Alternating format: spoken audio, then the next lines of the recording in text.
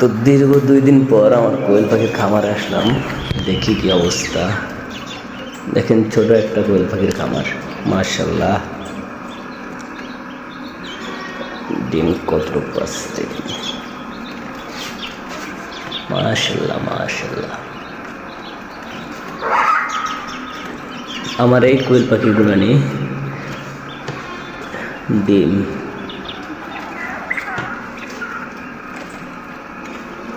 1 2 3 আলি, 4 আলি,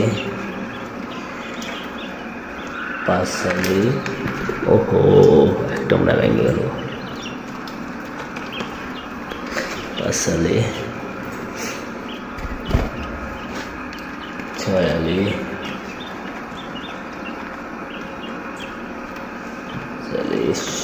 7 আলি,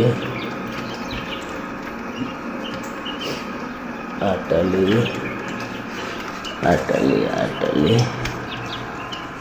8 আলি, 9 আলি, 9 আলি, 3টা।